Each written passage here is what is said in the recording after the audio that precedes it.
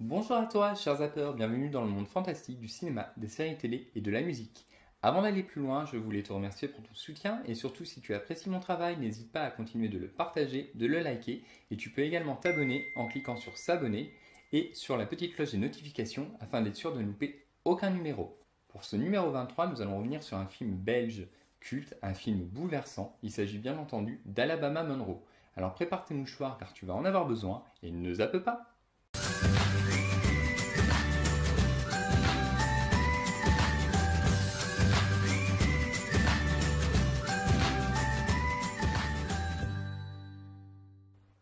Alabama Monroe est un film bergo-néerlandais sorti en 2012 qui a été réalisé par Felix van Groningen.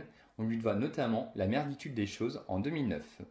Tatouage à part, numéro 1, le film est une adaptation d'une pièce de théâtre nommée The Broken Circle Breakdown featuring the cover-ups of Alabama de Johan Eldenberg, notre Didier du film, et Mike Dobbels. Le budget du film est inconnu, le film a rapporté entre 4 et 5 millions de dollars. Il a reçu une dizaine de prix, dont le César en 2014 du meilleur film étranger, celui de la meilleure actrice pour Val Beatons, ou encore la Berlinale de 2013 au Festival de films pour le meilleur film. Alors de quoi parle Alabama Monroe? Alabama Monroe raconte l'histoire d'amour de Didier, un musicien, chanteur, et Elise, une tatoueuse. Ils vont s'unir autour de la musique car Didier fait partie d'un groupe de bluegrass. Ensemble, ils vont avoir une fille, Mabel, qui va être atteinte d'une grave maladie, un cancer. Suite à un événement tragique, ils vont tenter de surmonter ce drame de différentes façons. Tatouage à part, numéro 2. Les nombreux tatouages qu'on peut voir sur le corps de Val Beatons dans le film ont été dessinés par l'artiste bruxelloise Amy Laperla. Côté cast, on a Didier Monroe, joué par Johan Eldenberg. Il est connu pour son rôle de Bridgen dans La merditude des choses. On a Elise Alabama, jouée par Val Beatons, connue pour son rôle de Claire dans Au nom de la terre, aux côtés de Guillaume Canet. Et enfin, on a Mabel, interprétée par Nell Catrice. Elle retrouvera Val Beatons un an plus tard dans le film Le Verdict. Tatouage à part, numéro 3. Dans la pièce qu'il a coécrit, Johan Eldenberg incarnait déjà Didier. Pour le film, il a appris à jouer du banjo, de la guitare et de la mandoline. C'est Felix van Groningen qui a très vite pensé que Johan devrait reprendre son rôle pour le film Alabama Monroe. Pourquoi on ne zappe pas Alabama Monroe? Le premier point, c'est son histoire. Elle est touchante, émouvante, envoûtante.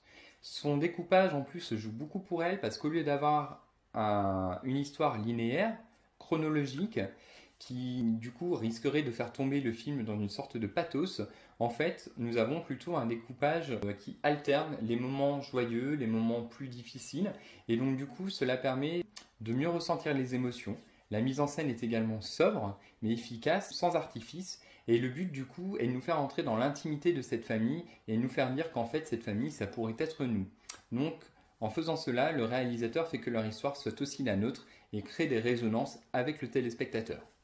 Deuxième point, son cast. Les acteurs jouent brillamment leur rôle et sont tantôt bouleversants, tantôt monstrueux, surtout dans l'expression de leur colère et leurs reproches, mais tout cela est joué avec extrêmement de justesse et de retenue. Leur jeu donne à leur histoire une plausibilité et permet de véhiculer une émotion permanente.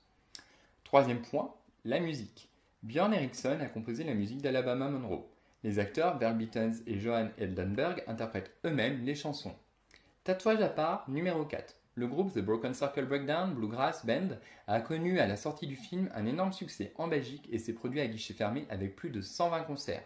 La bande originale du long métrage de Felix van Groningen a été numéro 1 des ventes pendant de nombreuses semaines et est restée numéro 2 des charts belges durant 2 ans, allant jusqu'à dépasser le succès du Titanic, donc c'est quand même colossal.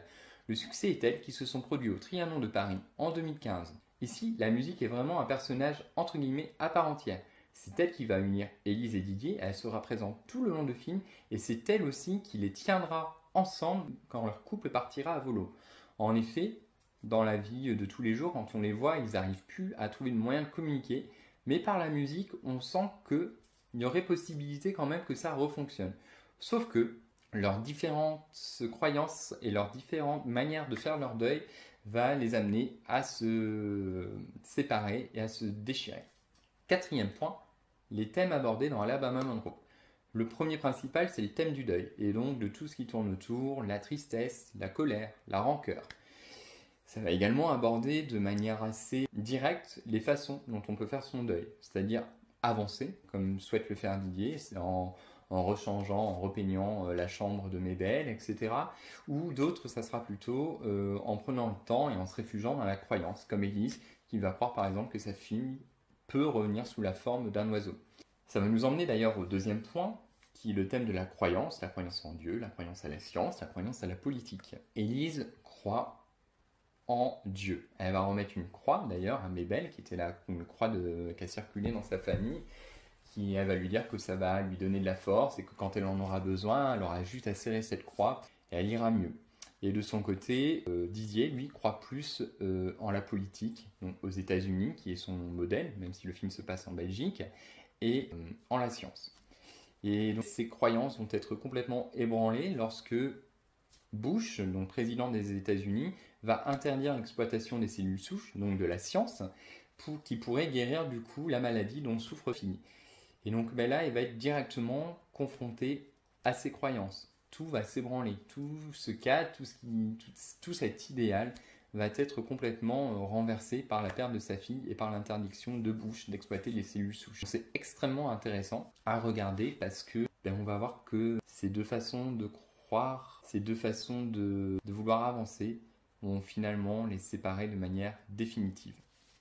Pour Didier, la politique et la religion manipulent le monde. Il va finir par ne plus croire à la politique et lors d'une scène assez mémorable, il va s'en prendre directement à la religion. Pour lui, toutes les croyances sont dénuées de sens. Élise croit en la réincarnation, en Dieu, en la vie après la mort. Le passage de l'oiseau mort, le passage de l'oiseau sur le rebord de la fenêtre, qui est un parallèle puisque Mabel va trouver un oiseau mort et il va vouloir croire que cet oiseau va se réincarner, va vivre après. Alors que son père lui dira que cet oiseau est mort et qu'il ira nulle part, que c'est fini pour lui. Et du coup, on retrouve cet oiseau qui arrive sur le rebord de la fenêtre une fois qu'Élise a perdu Mabel. Et donc du coup, Élise pense que cet oiseau est Mabel. La croyance prend forme aussi au travers des tatouages notamment que porte Élise et des noms Alabama Monroe. Élise a besoin de laisser son ancienne vie et de s'en créer une nouvelle. Donc on pourrait appeler ça du coup la réincarnation peut-être. En s'appelant Alabama, elle tente son saut de l'ange avant son chant du cygne. En choisissant ce nom, qui est le nom d'un État américain, elle fait à Didier une ultime déclaration d'amour, lui qui aime tant les États-Unis.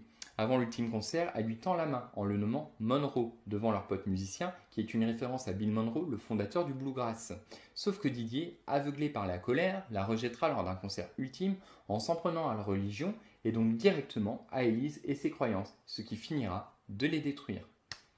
Avant de se donner la mort, elle se tatouera Alabama Monroe sur le corps. Ceci prend sens car en faisant ce geste et en ayant recouvert le nom de Didier un peu avant, elle le libérera, dans le sens où il ne subsistera aucune trace de Didier et Élise, mais plutôt d'Alabama et Monroe. Ce geste a pour but de laisser Didier repartir de l'avant, repartir à zéro en effaçant son passé. Ceci est une référence à l'Amérique et à ceux qui partent de zéro et deviennent quelqu'un, au mythe américain. Dernier point, les moments cultes. La scène de leur première soirée, elle prend forme au travers du titre The Boy Who Wouldn't Hoe Corn. La musique et leur amour qui prend vie sous nos yeux rend cette scène absolument magnifique. This courtship had just begun. Said, young man, have you hold some cold? Well, I tried and I tried and I tried in vain. But I don't believe I raised my hand.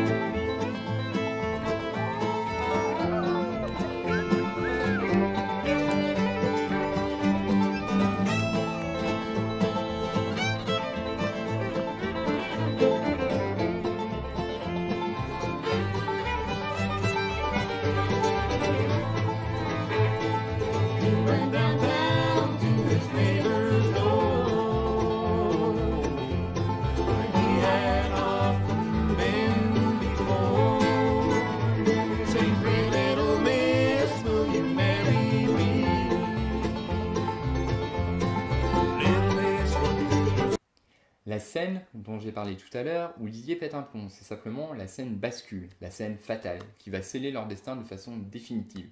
Une scène forte par l'interprétation de Didier et pour son propos également sur la foi, qui fait quand même réfléchir et qui peut nous interpeller, nous, en tant que croyants. Yahvé est un manipulateur fini, un sadique, un meurtrier, un raciste, un misogyne, Un homophobe, un caractériel prétentieux qui pratique le nettoyage ethnique, exige les hommes qui lui offrent en sacrifice des pauvres gamins et organise des jeux malsains, pervers, pour soi-disant tester leur fidélité. Un tyran qui aurait créé l'humanité, et puis la terre, le ciel, et tout ça dans le seul et unique but de voir les hommes se prosterner, s'agenouiller devant lui, et chanter ses louanges dans une soumission obscène. J'ai pas été façonné à cette image, moi. Venant d'un dieu comme celui-là, j'ai aucune leçon à recevoir. Ah, mon enfant, Mabel, ma petite fille est morte. Simplement parce que des expérimentations sont considérées comme contraires à l'éthique par la communauté religieuse. Mais évidemment, c'est un détail. Chaque année, des millions de personnes meurent parce qu'on ne peut pas se commettre un péché, faire l'amour avec un préservatif. Alors Mabel est peut-être un détail à l'échelle de l'histoire, mais pour moi, elle est essentielle. La scène d'adieu entre Alabama et Monroe. Cette scène est émouvante quand on s'aperçoit que leurs deux visions sont inconciliables. Aux yeux de Didier, Élise est une lâche, alors qu'elle cherche au final la même chose que lui, aller de l'avant, mais différemment. C'est une scène déchirante. Élise. Alabama. Alabama. Oui. Si j'ai envie de croire parfois que Mabel est devenue une étoile qui brille, c'est mon droit. Et si je veux qu'elle soit un merle qui se pose juste devant moi, ou bien un papillon de nuit qui vient parfois me rendre visite, je fais ce que je veux, compris? T'as rien à Mais dire. c'est fou. Parce que c'est mon Ma droit. grande Mabel est morte. Elle est morte. Elle est partie. Elle est plus là. Mais moi, où est-ce que je suis? On n'est pas toujours ensemble, ma grande. Il faut qu'on y arrive. J'ai recouvert ton nom, Didier.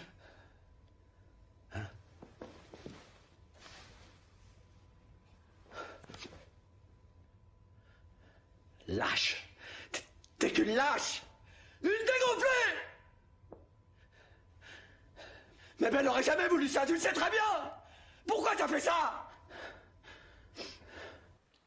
Pour conclure, je te recommande fortement ce film, pour sa musique qui est envoûtante, qui donne vraiment un poids à l'histoire, pour son histoire qui est tout simplement touchante, que chacun de nous pourrait vivre, que je ne souhaite à personne, mais que chacun de nous pourrait vivre, et pour sa réflexion sur les différentes façons de faire son deuil, et plus largement sur les croyances en général, en la religion, la politique et la science, pour montrer en fait à quel point tout ceci peut être fragile et peut être balayé d'un revers de main. Ce film est un chef-d'œuvre d'émotion à voir et il est porté par un cast exceptionnel, donc je te le recommande fortement. Le numéro 23 de Zap touche à sa fin. Est-ce qu'il ressuscitera pour un numéro 24? Certainement. En attendant, si tu as aimé ce numéro, n'hésite pas à le liker, le partager, à t'abonner à la chaîne. Et puis en attendant, je te souhaite de regarder plein de films et je te dis à très bientôt. Bye!